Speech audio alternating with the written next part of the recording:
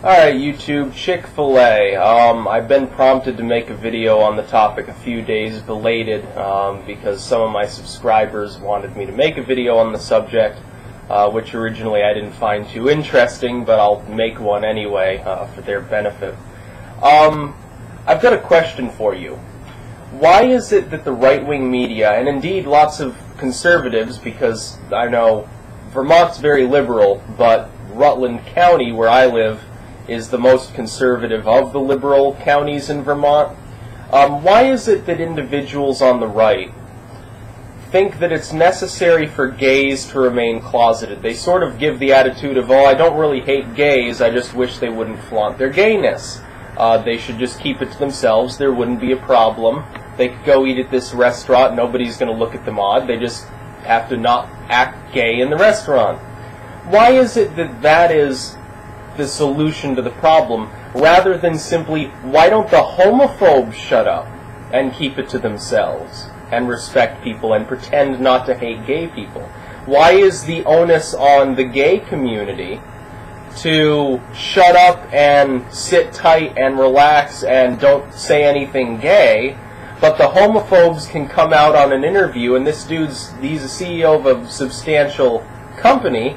He comes out and he says, well, I think they're shaking their fist at God. He wasn't just saying, well, I support traditional marriage. That's a cop-out and bullshit, too, and just a form of homophobia in itself, which is basically the same as saying, I think only white people should be able to marry white people, and it's the same thing that we had during the segregation era. But beyond that, he's not just saying, well, I support traditional marriage. He's saying the gay community is shaking its fist at God. They're, risking hellfire. That, well, we should ban gay marriage nationally and all these terrible things that the right wing somehow supports.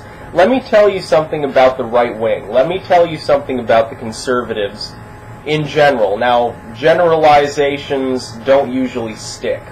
And there are many conservatives that are good people, especially the conservative libertarians. They usually don't give a shit about gay marriage one way or the other. I happen to be a libertarian myself. I'm not a liberal, believe it or not. I'm a libertarian. But let me tell you something about a lot of the conservatives that I've personally talked to. They don't support minorities in any way, shape, or form. They do believe that blacks are inferior. They do believe that Hispanics are inferior. They do believe that gays are inferior, that women should stay in the bedroom and the kitchen and cook and have sex, and that's basically all they're good for. I've spoken to these individuals literally tens of thousands of times, both in real life and online. One almost total unifying feature is that they'll focus on one or two minorities that they especially don't like, and they'll give sort of a half-baked explanation of why they don't support their lifestyle, and try to make themselves sound less racist and bigoted than they really are. But deep inside, they're Nazis, essentially.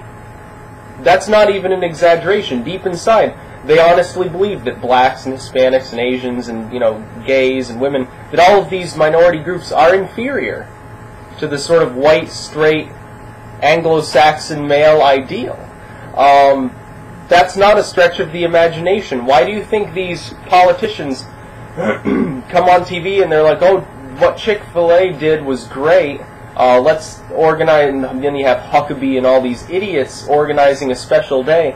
You're celebrating homophobia. What if the CEO of Chick-fil-A had come out and said, I think interracial marriage is wrong, and that black and white people who get together in marriage are shaking their fist at God, and that they're going to hell, and then gave a couple of obscure biblical passages for that? Do you think the conservative community would still deal with it? The Ku Klux Klan's conservative, they'd love it if he said that. You'd have 100,000 Klans people at Chick-fil-A eating there every day of the week. But even the mainstream conservatives, they won't own up to their own bigotry against black people because it's no longer culturally acceptable. There's no question that blacks have all of their rights. They can get married to a white person. They can vote. They can do anything they want to do. But when it comes to the gay community, they're still being stripped of some of their rights. There are plenty of states in the country where they can't get married. There are states they can't even get a civil union. They can't adopt in some states unless it's of a relative. They've got severely stunted rights in a lot of these states, and the only justification for it is, well, we support traditional marriage. Traditional marriage is a complete and utter lie. There's no such thing. You look at all the cultures throughout time and you see a million different versions of marriage. One man, many women, one woman, many men, lots of men and women together, one dude wanking off to a goat, married to some spiritual force, arranged marriages, incestuous marriages. The Egyptians used to marry brother and sister in the royal and noble lineages. Lots of different marriages, even within the United States. Let's take a look at what a marriage would have looked like back in the 1800s.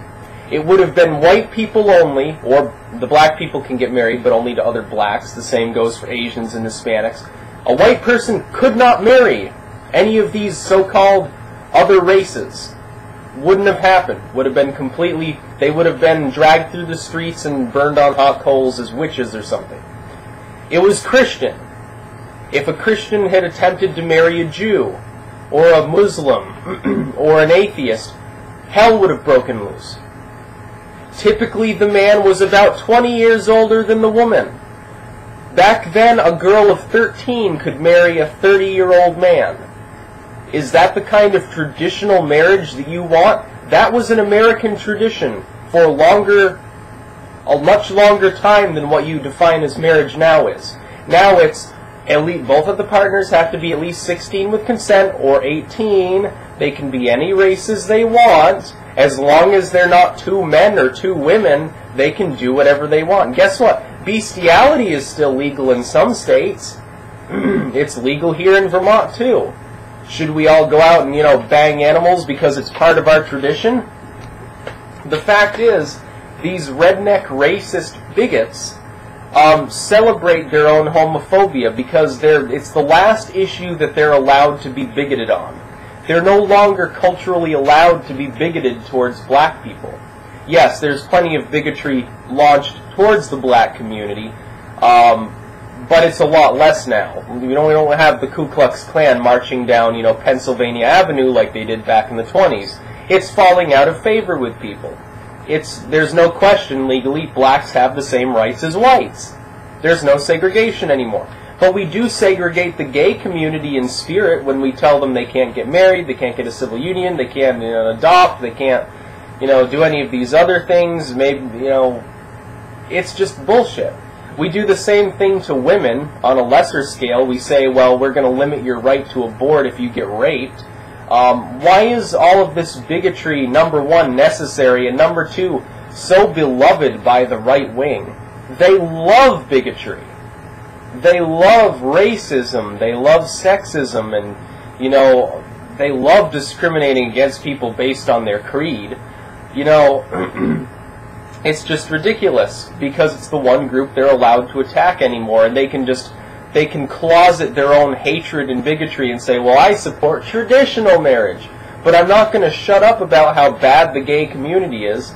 And then you had these black sort of evangelical right-wing types, the Senate and the House and stuff, right after the Chick-fil-A story broke. And Herman Cain, great example. He's black. He's arguing for traditional marriage. Mr. Cain, do you want the right to have sex with white women like you did when you were a businessman and apparently 3 or 4 different white people came out and said that you had, essentially groped them up and or banged them? You would have been hung by your neck back in the early 1900s even. You would have been hung. You would have been lynched by the Klan, or you would have been sentenced to death in some other fashion. That's traditional marriage, Mr. Cain. But you don't want to acknowledge that. You want to take the sort of nifty 50s definition of traditional marriage. That's okay, but the 1800s definition is too drastic. It's all a load of crap, and that's the final word on Chick-fil-A. and their idiot CEO, and I don't know whether it's true, but someone told me his PR manager died of a heart attack the next day. I have no clue whether that's a rumor, whether that's true or not, or whether it was meant to be taken figuratively, as in he was really stressed out. But let's just face it, any decent person who eats at a restaurant that's run by a complete homophobe, it's no different than going to the Ku Klux Klan restaurant. It really isn't. There's no difference between the two. The Ku Klux Klan supports a definition of marriage as between two people of the same race. Well, we don't hate black people, we just don't want whites marrying them and making mulatto children. It's no different. It's the same thing. Can you not see this? It's exactly the same. It's the same bigotry and it's the same excuse. It's stupid. And people are on, the right-wingers are on TV supporting this asshole and supporting his asshole organization. I've never eaten there, and I'm glad that I haven't. And I'm glad the colleges are kicking them out, and I'm glad the mayors of some of the blue cities are going to fight to keep or force out Chick-fil-A. I'm glad about that. I hope they lose hundreds of millions of dollars. Because guess what? All the money that they make, they say, oh, well, we donate to charity, and we do all these wonderful things. Do you donate to any gay charities? I'd love to see you do that. Or interracial marriage advocacy or something like that. Can you imagine the right-winger doing that? It'd be so funny. It'd be hilarious. No, he's probably donating to all these religious charities that hand you a bowl of soup with one hand and then a Bible with the other and tell you to repent and then bash you on the head and you drop your damn soup. That's the way the right-wing evangelicals work, my friends. That's the way they work. Bible, soup, bam, bam. That's how they work. They say, oh, swallow the gospel. It's much better than the soup. And it'll fill you spiritually, not just physically. The dude's sitting there starving and moaning away. Oh, here's the Bible. You better read. Remember, man does not live by bread alone. He lives by the Holy Spirit. Anyway, I'm getting off topic a little bit. Basically, the CEO's a dick. There's no way to put it. He's a dick. And the gay community, I hope all the liberals in the gay community, because even though I'm not a liberal and I'm not gay, I support both of them on this issue especially. I hope they completely ostracize this business and make it as hard for them as they can to do business in the United States. Just like they have with the Klan, but the right-wingers don't see the comparison, even though it's exact, and they say the same things about two different groups. It's just bullshit. So, hail, peace out, all that nonsense. Bye, Chick-fil-A.